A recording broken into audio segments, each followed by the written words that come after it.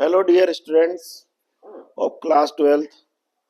आज हम लोग जो ह्यूमन हेल्थ और डिजीज वाला जो चैप्टर अपना चल रहा है उसमें इस चैप्टर का एक सेकंड हाफ हम आप स्टार्ट कर रहे हैं। आज से पहला हमारा जो फर्स्ट हाफ था वो डिजीज के बारे में था, रोगों के बारे में था। अब जो दूसरा हाफ है इसमें वो है इम्यूनिटी के बारे में। ठीक है ना। तो इसमें बड़ा कॉम्प्लिकेटेड पोर्शन है ये, और इसमें से प्रश्न भी परीक्षा के अंदर बहुत पूछे जाते हैं। ठीक है ना। तो हम इसको स्टार्ट करते हैं, और डेफिनेटली मेरे समझाने के बाद आपको सारे कॉन्सेप्ट आपके क्लियर हो जाएंगे। तो हम सबसे पहले बात करते हैं इम्यूनिटी की। इम्यूनिटी क्या होती है, मतलब प्रतिरक्षा। ठीक है। छोटी छोटी डेफिनेशन में आज आपको समझा रहा हूं। इससे रिलेटेड जितनी भी टर्मिनोलॉजी है वो टर्मिनोलॉजी अगर आपको समझ में आ जाएगी तो आपको ये चैप्टर समझ में आ जाएगा, क्योंकि इसमें सारा जो गेम है, जो सारा खेल है वो इसकी टर्मिनोलॉजी और उनकी डेफिनेशन से रिलेटेड है। अगर टर्मिनोलॉजी और उनकी डेफिनेशन आपको क्लियर है तो आप लोग पूरा पूरा ये जो पोर्शन है ये आपको बहुत क्लियर कट समझ में आएगा। तो सबसे पहले हम बात करते हैं इम्यूनिटी की, मतलब प्रतिरक्षा की। ठीक है ना। तो प्रतिरक्षा क्या होती है, ठीक है ना। व्हाट इज इम्यूनिटी, मतलब रोगों से लड़ने की क्षमता को, द डिजीज फाइटिंग कैपेसिटी, है ना। किसी रोगजनक से जब कोई पैथोजन हमारी बॉडी के अंदर एंटर करता है तो उस पैथोजन से हमारा शरीर किस टाइप से कॉम्बेट करता है, किस टाइप से उससे लड़ता है, किस टाइप से उसको हमारी बॉडी की जो सेल्स हैं वो उसे नष्ट करती है, इसे हम लोग प्रतिरक्षा या इम्यूनिटी कहते हैं। ठीक है। तो सबसे सरल परिभाषा क्या हो गई प्रतिरक्षा या इम्यूनिटी की, रोगों से लड़ने की क्षमता को प्रतिरक्षा कहते हैं, या रोग प्रतिरोधक क्षमता को प्रतिरक्षा कहते हैं। डिजीज रेजिस्टेंस पावर या disease resistance capacity of an organism is known as immunity. अब सेकंड टर्मिनोलॉजी है इसके प्रकार, मतलब प्रतिरक्षा के प्रकार। प्रतिरक्षा कितने प्रकार की होती है इनको अपन एक एक करके और डिटेल से भी आगे जाकर पढ़ेंगे। प्रतिरक्षा जो होती है इम्यूनिटी, उसको मेनली दो प्रकार में बांटा गया है, दो उसके टाइप होते हैं। पहला होता है आपकी जन्मजात प्रतिरक्षा, जिसको इंग्लिश में बोलते हैं इन्नेट इम्यूनिटी, या इसी को हम लोग सहज प्रतिरक्षा भी कहते हैं। ठीक है।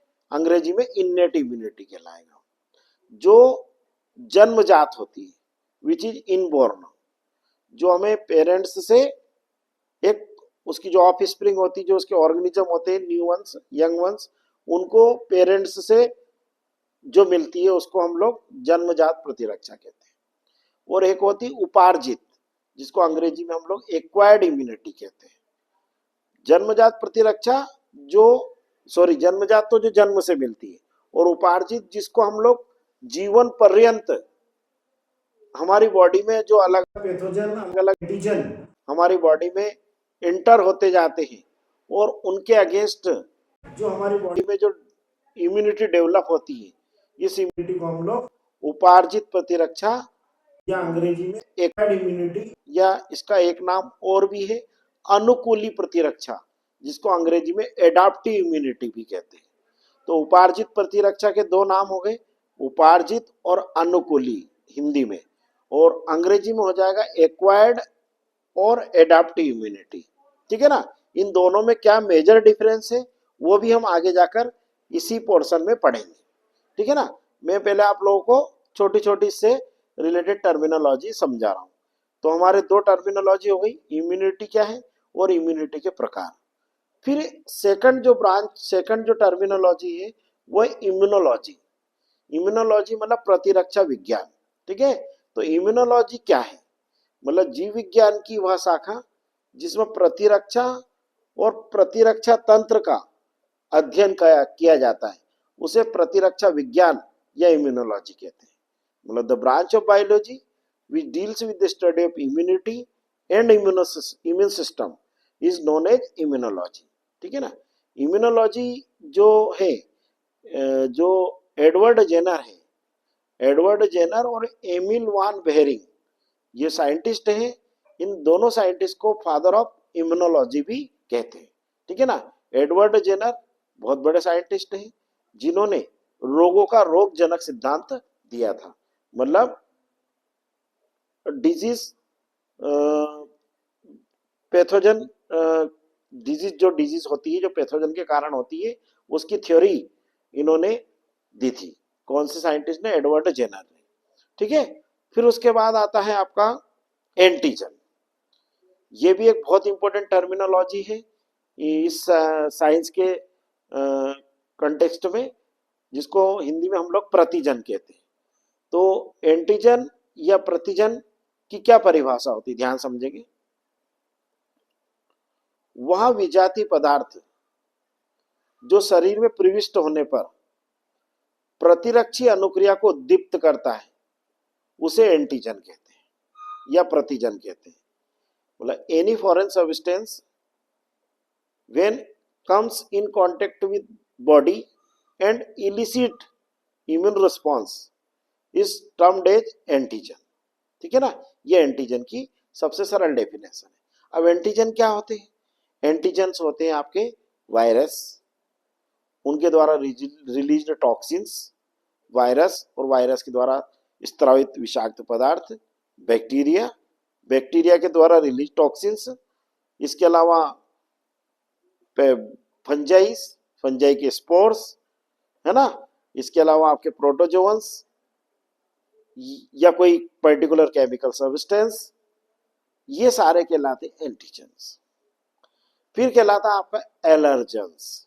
ये भी एक इम्यूनिटी से related important terminology. Allergens, allergens क्या होते हैं? वे रासायनिक पदार्थ जो शरीर के संपर्क में आने पर एलर्जी अनुक्रिया को उद्दीप्त करते हैं या एलर्जी के लिए उत्तरदायी होते हैं, उन्हें एलर्जेंस कहते हैं। मतलब the chemical substance which are responsible for allergy are known as allergens। अब इस एलर्जेंस में क्या क्या होते हैं? एलर्जेंस में आ जाती है आपकी डस्ट, धूल, है ना। इसके अलावा धुआं, स्मोक। इसके अलावा आ जाता है आपके पोलन ग्रेन्स, परागकण, है ना। या कोई स्पेसिफिक फूड सब्सटेंस, कोई विशिष्ट भोज्य पदार्थ, ये हमारी बॉडी में एलर्जेंस का काम करते हैं। एलर्जेंस क्रिएट हाइपर सेंसिटिविटी, मतलब शरीर में ये अति संवेदनशीलता के लिए उत्तरदायी होते हैं। कुछ लोगों के अंदर हाइपर सेंसिटिविटी होती है, मतलब सच ऐसे लोग जिनका इम्यून सिस्टम वीक होता है, उन इम्यून सिस्टम वीक है, या मान के चलो कोई पर्सन है suffering from inborn asthma, asthma से वो ग्रसित है ना। अब वो कोई व्यक्ति अस्थमेटिक है, तो उसके लिए धूल, जरा सी भी धूल जो है, या मान के चलो कहीं जब अपन खाना पकाते हैं तो सब्जी का जो अपन सब्जी को फ्राई करते हैं तो उसके द्वारा जो घास निकलती है, या मान के चलो कोई फ्लावर है, फ्लावर के पोलन ग्रेन्स हैं, या कोई किसी केमिकल या किसी फ्यूल को जलाने से जो धुआं निकलता है, वो उसके लिए एलर्जन का काम करेगा और उसके लिए उसके अंदर उसको अस्थमा का उसी समय उसके अंदर अटैक आ जाएगा। तो ये ऐसे such person are called as hyper sensitive. ऐसे व्यक्ति अति संवेदनशील कहलाते हैं और इस शरीर की इस एलर्जिक रिस्पॉन्स को हाइपर सेंसिटिविटी या अति संवेदनशीलता कहते हैं। फिर उसके बाद आता आपका एंटीजन हो गया, एलर्जेंस हो गए। फिर उसके बाद आता आपका एंटीबॉडी। एंटीबॉडी या प्रतिरक्षी प्रोटीन। एंटीबॉडी जो रहते हैं वे रासायनिक पदार्थ होते हैं जो किसी एंटीजन के शरीर में प्रविष्ट होने पर प्रतिरक्षी कोशिकाओं के द्वारा बनते हैं या स्त्रावित होते हैं, उन्हें एंटीबॉडी कहते हैं। और antibody reacts with antigen, antibody antigen से अभिक्रिया करती है और उसे डिस्ट्रॉय करती है और हमारे शरीर में प्रतिरक्षी अनुक्रिया या इम्यून रिस्पांस को इलिसिट करती है। तो antibody are specific chemical substance which reacts with antigen and destroyed this antigen and produce immune response in our body are called as antibody और immunoglobulin proteins। इनको immunoglobulin proteins भी कहते हैं। ठीक है, ये एक बहुत इंपॉर्टेंट टर्मिनोलॉजी। फिर एंटीबॉडी की स्ट्रक्चर्स भी आती है, वो हम लोग इसी चैप्टर में आगे जाकर पढ़ेंगे। फिर उसके बाद आपका जो आपका अगला है वो है प्रतिरक्षी कोशिकाएं, या जिनको अंग्रेजी में बोलते हैं इम्यून सेल्स। ये प्रतिरक्षी कोशिकाएं ऐसे तो बहुत टाइप की होती है, पर जो तो दो चीप सेल है, दो मुख्य कोशिकाएं हैं, उनको बोलते हैं हम लिम्फोसाइट सेल्स। लिम्फोसाइट्स जो सेल्स रहती है उनमें एक टी सेल्स होती है और एक होती बी सेल। टी सेल और बी सेल, इन दोनों को मिलाकर हम बोलते हैं लिम्फोसाइट्स, टी लिम्फोसाइट और बी लिम्फोसाइट। इन दोनों लिम्फोसाइट्स जो सेल्स रहती है, they are the population of डब्ल्यूबीसीज। मतलब ये डब्ल्यूबीसीज की ही पॉपुलेशन है, मतलब डब्ल्यूबीसी के ही प्रकार है, but they are exclusively involve in immune response और इम्यूनोजेनिक रिस्पॉन्स। ये प्रतिरक्षी अनुक्रियाओं में सीधे सीधे रूप से इन्वॉल्व होती है। तो टी सेल जो रहती है और बी सेल जो दोनों रहती है, ये बनती बोन मेरो में। बोन मेरो आप सभी को मालूम है, बोन मेरो हमारी जो शरीर की जो लंबी लंबी हड्डियां होती है, मतलब जो लॉन्ग बोन्स होती है हमारी बॉडी की, जैसे फीमर है, ह्यूमरस है, इनके अंदर एक कैविटी होती है जिसको बोन मेरो कहते हैं। उस बोन मेरो के अंदर ये सेल्स मैन्युफैक्चर्ड होती है, मतलब वहां पे इनका निर्माण होता है और वहां से ये हमारे ब्लड स्ट्रीम में आती है, हमारे रक्त में संचारित होती है। और इनमें से जो टी सेल होती है, ये थाइमस में जाकर मैच्योर होती है। थाइमस हमारे शरीर की एक एंडोक्राइन ग्लैंड है, मतलब अंतःस्त्रावी ग्रंथि है जो दोनों लंग्स के बीच में स्थित होती है। और चूंकि ये सेल बनती बोन मेरो में, पर इनका मैच्योरेशन, इनका परिपक्वन थाइमस ग्रंथि में होता है, इसलिए इनको टी सेल्स कहते हैं। और B cell, they are manufactured in bone marrow and they are mature in bone marrow, मतलब बनती भी बोन मेरो में है और उनका मैच्योरेशन भी बोन मेरो में होता है, इसलिए इनको हम लोग बी सेल्स कहते हैं। ऐसे नाम बी सेल का जो सबसे पहले बी सेल को बर्ड्स में खोजा गया था। अब बर्ड्स में उनकी जो इंटेस्टाइन होती है उसमें एक ऑर्गन होता है, उस ऑर्गन को बर्सा ऑफ फेब्रिसस कहते हैं, BURSA, बर्सा ऑफ फेब्रिसस, OFFABRISUS, है ना, बर्सा ऑफ फेब्रिसस। इस ऑर्गन में इनका मैच्योरेशन होता था बर्ड में, इसलिए उसको हम लोग बी सेल इनका नाम रख दिया गया। अब चूंकि वी आर मेमेलियन एनिमल, हम लोग स्तनी जंतु हैं, तो हमारे अंदर तो बर्सा ऑफ फेब्रिसस होगा नहीं। Bursa of Fabricius exclusively found among the birds. जितने पक्षी होते हैं उन बर्ड्स के अंदर ये एक ऑर्गन होता है, वहां पर उनके अंदर प्रेजेंट होता है, उनके डाइजेस्टिव सिस्टम में, है ना। अब चूंकि हम लोग मेमेलियन एनिमल हैं तो हमारे अंदर ये ऑर्गन नहीं होगा, तो हमारे अंदर इसका फॉर्मेशन और मैच्योरेशन कहाँ होगा, बोन मेरो में, इसलिए इनका नाम पड़ गया बी सेल। अब जो टी सेल होता है, जो टी सेल और बी सेल जिनको हमने लिम्फोसाइट सेल कहा, तो लिम्फोसाइट सेल्स जो रहती है टी सेल, इनका काम होता है एंटीजन की रिकॉग्निशन करना, मतलब एंटीजन की पहचान करना। और बी सेल का जो काम होता है वो होता है आपका एंटीबॉडी का प्रोडक्शन करना, मतलब एंटीबॉडी का उत्पादन करना, ठीक है ना। तो टी सेल जब कोई एंटीजन हमारी बॉडी के अंदर इंटर करता है तो उसको रिकॉग्नाइज करती है, और बी सेल उस एंटीजन के अगेंस्ट स्पेसिफिक एंटीबॉडीज का प्रोडक्शन करती है। इसके अलावा बी सेल की जो मेमोरी सेल होती है वो हमारे ब्लड स्ट्रीम में मौजूद होती है, उनको प्लाज्मा सेल्स कहते हैं। और वो प्लाज्मा सेल जब सेम सॉर्ट ऑफ एंटीजन हमारी बॉडी के अंदर अगेन इंटर होता, जो एक एंटीजन प्रीवियसली इंटर हो चुका था हमारे शरीर में, और सेम का सेम एंटीजन हमारी बॉडी के अंदर डबल से इंटर होता है next subsequent period of time में, तो उसके अगेंस्ट हमारे ब्लड स्ट्रीम में मेमोरी सेल्स होती है, and these memory cell again produce antibodies against that particular specific antigen, and they are producing this antibody in a very short period of time, बहुत ही अल्प समय में उसको वो एंटीबॉडी का उत्पादन करती है। ठीक है ना। तो ये आपकी प्रतिरक्षी कोशिकाएं हो गई, टी सेल और बी सेल। इसके अलावा मोनोसाइट सेल्स भी होती है, मोनोसाइट भी होती है। ये भी क्या काम करती है हमारी बॉडी के अंदर, इम्यून सिस्टम से रिलेटेड सेल्स है। इसके अलावा मैक्रोफेजेस, मैक्रोफेजेस जो सेल होती है ये भी हमारी बॉडी के अंदर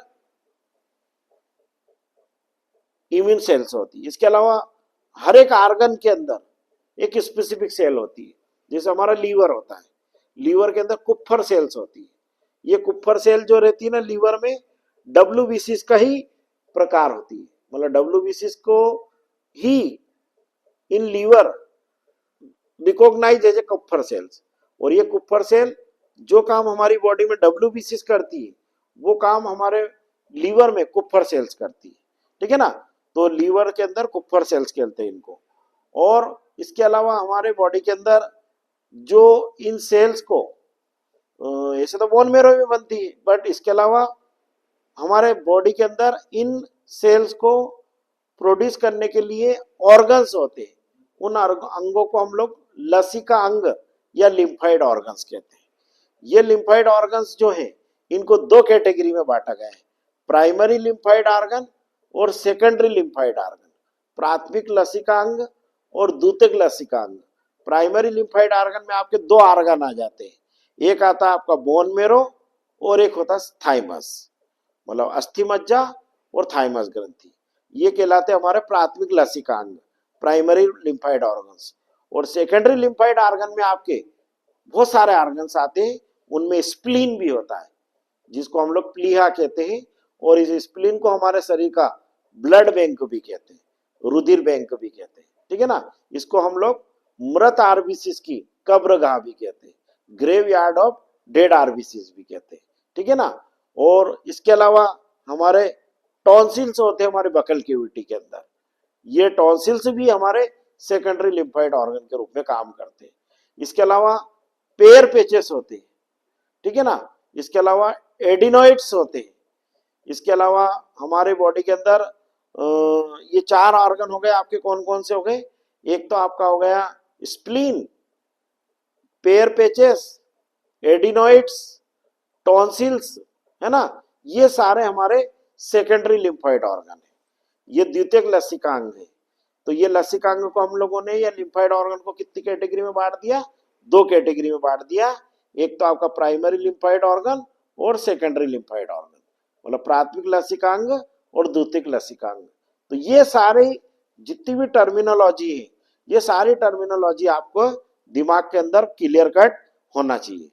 क्या क्या टर्मिनोलॉजी थी, बिल्कुल एकदम में बिल्कुल एकदम शॉर्ट में बता रहा हूं। इम्यूनिटी, इम्यूनिटी के प्रकार, है ना। इम्यूनिटी दो टाइप की होती, इन्नेट और एक्वायर्ड, जन्मजात और उपार्जित। फिर उसके बाद आपका आता है antigen, antibody, allergens, hyper sensitivity, lymphoid organ, lymphocytes. ये सारी क्लियर कट आपको पता होना चाहिए। इसके अलावा बैरियर ऑफ डिफेंस, मतलब हमारी बॉडी के अंदर पूरा हमारी बॉडी क्या है, एक ओपन सिस्टम है, मतलब खुला तंत्र है।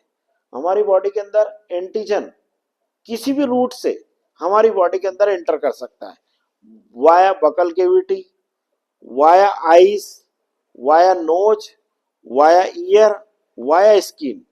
मतलब इतने सारे एक्सपोजर के तरीके हैं, मतलब इन किसी भी ऑर्गन से हमारी बॉडी के अंदर कोई भी फॉरेन सब्सटेंस, जिसको हम लोग एंटीजन कहते हैं, वो एंटर कर सकता है। तो हमारी बॉडी के अंदर इसके लिए जगह जगह पर बाकायदा बैरियर्स है। उन बैरियर्स में जैसे स्किन, हमारा त्वचा जो है, ये हमारे शरीर का प्रथम श्रेणी का रक्षा कवच है, मतलब फर्स्ट लाइन ऑफ डिफेंस है हमारा स्किन। तो स्किन जो रहती है, जनरली हमारी skin does not allowed antigen to enter in our body so easily, मतलब हमारे शरीर में एंटीजन इतनी आसानी से प्रवेश ना कर सके। इसके लिए हमारे स्किन जो है, हमारी जो त्वचा है, ये हमारा फर्स्ट लाइन ऑफ डिफेंस है, मतलब प्रथम श्रेणी का रक्षा कवच है। अब अगर मान के चलो कोई एंटीजन हमारी बॉडी के अंदर वाया फूड या वाया वाटर इंटर करेगा, तो हमारे हमारी बकल केविटी में सेलाइवा सीक्रेट होता है सेलाइवरी ग्लैंड से, मतलब लार स्त्रावित होती है लार ग्रंथियों से। उस सेलाइवरी ग्लैंड में एक एंजाइम प्रेजेंट होता है, उस एंजाइम का नाम होता है लाइसोजाइम एंजाइम। वो लाइसोजाइम एंजाइम क्या करता है, जो हमारे बकल केविटी में ही जो भी एंटीजन होते हैं, स्पेशली वायरस और बैक्टीरिया, उनको हमारे बकल केविटी में ही उसकी फेगोसाइटिक मैकेनिज्म के द्वारा, कीटाणु भक्षण प्रवृत्ति के द्वारा उसे नष्ट कर देता है। अब सपोज करो कोई एंटीजन हमारी आंखों से इंटर करता है, तो हमारी आंखों में टीयर ग्लैंड है, जिनको हम लोग लेक्रामल ग्लैंड भी कहते हैं। वो लेक्रामल ग्लैंड जो रहती है, टीयर ग्लैंड रहती है, उनसे टीयर निकलता, अश्रु निकलते, और आंसुओं में भी साल्ट होते स्ट्रॉन्ग। इसके अलावा उसमें भी लाइसोजाइम एंजाइम प्रेजेंट होता है। वो लाइसोजाइम एंजाइम भी क्या काम करता है, हमारे जो आईज है उसके थ्रू अगर कोई एंटीजन एंटर कर रहा है तो उसे आंखों में ही या आईज के अंदर ही डिस्ट्रॉय कर देता है। फिर मान के चलो ईयर, अगर ईयर में से कोई एंटीजन एंटर करेगा तो हमारे ईयर में सेरुमिनस ग्लैंड है। सेरुमिनस ग्लैंड क्या करती है, ईयर वैक्स स्त्रावित करती है, जिसको हम लोग कर्ण मोम कहते हैं, कान का मेल कहते हैं। वो ईयर वैक्स में वो एंटीजन मतलब इंटेंगल्ड हो जाएगा, उलझ जाएगा, और can not enter via ear to our body. फिर उसके बाद हमारी नाक है, नाक के अंदर हम जब नेजल केविटी में जाते हैं, नासा गुहा में जाते हैं, तो वहां पर म्यूकस ग्लैंड है। उन म्यूकस ग्लैंड के द्वारा म्यूकस क्रिएट होता है, जिसको एक चिपचिपा पदार्थ होता है जो नाक में से निकलता है। वो म्यूकस जो रहता है उसमें कोई भी एंटीजन उसमें भी इंटेंगल्ड हो जाता है, उसको डिस्ट्रॉय कर देता है। तो आप सोचे, आप लोग, हमारी बॉडी इतना इटसेल्फ इतना रेजिस्टेंस क्रिएट करती है against antigen, but antigen are so minute, so electron microscopic, so they can escape from this defence system. मतलब इस डिफेंस सिस्टम से भी पार करके वो हमारी बॉडी में आ जाते हैं। अब इसको हम एक सिंपल एग्जाम्पल से समझते हैं।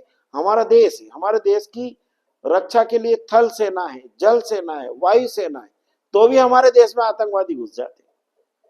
इससे क्या बात सिद्ध होती है कि कहीं ना कहीं लूप होल्स होते हैं, कहीं ना कहीं ऐसा कोई मैकेनिज्म है जिसके द्वारा वो हमारे कंट्री में एंटर कर रहे हैं। सिमिलर साल्ट जैसा एक टेररिस्ट है, वो टेररिस्ट हमारे देश के लिए हानिकारक है, खतरनाक है। उसी टाइप से कोई एंटीजन जो हमारे लिए हमारी बॉडी के अंदर एंटर कर रहा है, वो हमारी बॉडी को, हमारे ऑर्गन्स की फिजियोलॉजी को डैमेज करेगा। और इस डैमेज ना करे, इसके लिए हमारे शरीर के अंदर ये डिफेंस सिस्टम है। इस डिफेंस सिस्टम को ही हम लोग प्रतिरक्षा तंत्र या अंग्रेजी में इम्यून सिस्टम कहते हैं। इम्यून सिस्टम और इसकी वर्किंग की स्टडी को, बायोलॉजी की जिस ब्रांच में हम लोग स्टडी करते हैं उसे इम्यूनोलॉजी कहते हैं। तो ये जो हम लोग साइंस पढ़ रहे हैं ये इम्यूनोलॉजी साइंस है, पर जिसको हिंदी में हम लोग प्रतिरक्षा विज्ञान कहते हैं। इसके अलावा ये तो हो गए हमारे नेचुरल डिफेंस सिस्टम। इसके अलावा हमारी बॉडी के अंदर हम लोगों ने बहुत सारे वैक्सीनेशन के द्वारा हमारी बॉडी के अंदर इंटर करवा चुके हैं, है ना। जैसे पोलियो वैक्सीन है, डीपीटी वैक्सीन है, बीसीजी वैक्सीन है, कोलेरा वैक्सीन है ना। इसके अलावा आपका स्मॉल पॉक्स का है ना, चिकन पॉक्स का है ना, रूबेला का है ना। ऐसे बहुत सारे वैक्सीन हमारी बॉडी के अंदर एज ए वैक्सीनेशन प्रोसेस के द्वारा हमारी बॉडी के अंदर एंटर हो चुके होते हैं, और वो vaccine itself act as a और इम्यून सिस्टम, हमारे इम्यून सिस्टम का एक इंटीग्रल पार्ट होते हैं, और वो इम्यून सिस्टम के अंदर इन एंटीजन को हमारी बॉडी के अंदर मल्टीप्लाई नहीं होने देते, उनका गुणन नहीं होने देते, और उनको फर्स्ट स्टेट में ही डिस्ट्रॉय कर देते। तो इस प्रकार से हमारा जो वैक्सीन है, ये वैक्सीन भी हमारा इम्यूनिटी का एक इंपॉर्टेंट कॉन्सेप्ट है। वैक्सीन कुछ भी नहीं है, वैक्सीन एटीन्यूएटेड फॉर्म में वही माइक्रोब्स हैं जिसके द्वारा हमारी बॉडी के अंदर डिजीज होती है। मतलब निष्क्रिय रूप में किसी रोगजनक का सस्पेंशन ही वैक्सीन या टीका कहलाता है, और उसको शरीर में प्रविष्ट कराने की प्रक्रिया को वैक्सीनेशन या हिंदी में हम लोग टीकाकरण कहते हैं। वैक्सीनेशन में हम लोग जनरली पोलियो का वैक्सीन होता है, बीसीजी का होता है, डीपीटी का होता है, small pox, chicken pox, rubella, hepatitis, है ना, ऐसी हजारों बीमारियों के वैक्सीन से साइंटिस्ट लोग खोज चुके हैं। और उन वैक्सीन को अगर हम लोग हमारी बॉडी के अंदर इंटर करवा लेंगे तो हमारी बॉडी के अंदर एटलीस्ट वो डिजीज तो नहीं होगी जिसका वैक्सीनेशन हम लोगों ने करवा चुके। तो ये जितनी भी टर्मिनोलॉजी है, इन टर्मिनोलॉजी को आप लोग बार बार याद करें। जब तक आपको ये टर्मिनोलॉजी याद नहीं होगी, आपको ये पूरा चैप्टर समझ में नहीं आएगा। अब ये चैप्टर का इस सब पार्ट को हमने आज से स्टार्ट किया है। इसमें मैंने आज आपको पूरी इम्यूनोलॉजी से रिलेटेड छोटी छोटी टर्मिनोलॉजी, छोटी छोटी डेफिनेशन बता दी। इनसे रिलेटेड आपको वन वर्ड में बहुत सारे क्वेश्चन परीक्षा के अंदर देखने को मिलेंगे, ठीक है ना। जैसे ऐसा क्वेश्चन आता है, किस आर्गन को हमारे शरीर का रुधिर बैंक कहते हैं? Which organ of the body is known as blood bank of human body? तो इसका राइट आंसर होगा आपका स्प्लीन या प्लीहा, ठीक है ना। और इसके अलावा ये क्वेश्चन आ सकता है, टी सेल का मेचुरेशन कहाँ होता है? तो T cells are matured in thymus gland. और बी सेल जो है, इनका नाम बी सेल क्यों पड़ा? क्योंकि इनकी जो डिस्कवरी है सबसे पहले बर्ड्स में की गई थी, और बर्ड्स में इन सेल का प्रोडक्शन करता बर्सा फेब्रिसस, इसलिए बर्सा फेब्रिसस के बी से ये नाम लेकर इन सेल को नाम रख दिया गया बी सेल, ठीक है ना। आई थिंक आपको ये पसंद आया होगा। और ये वीडियो खासकर ये वाला जो कॉन्सेप्ट है जो मैंने आज पढ़ाया, ये दोनों ही क्लास के बच्चे, 11th क्लास के बच्चे भी और 12th क्लास के बच्चे भी बहुत ही अनिवार्य रूप से देखें, क्योंकि ये आपको 11th में भी है, और 11th में अगर आप इसे सीख लेंगे तो आपको 11th में तो अभी से सीखोगे तो 12th में आपको बहुत मदद करेगा, ठीक है ना। तो मेरा जितने भी बच्चे हैं 11th वाले और 12th वाले, दोनों ही बच्चों के लिए ये वीडियो काफी बहुत ही यूजफुल साबित होगा, ठीक है ना। ज्यादा से ज्यादा लाइक करें, शेयर करें। Okay, all the best.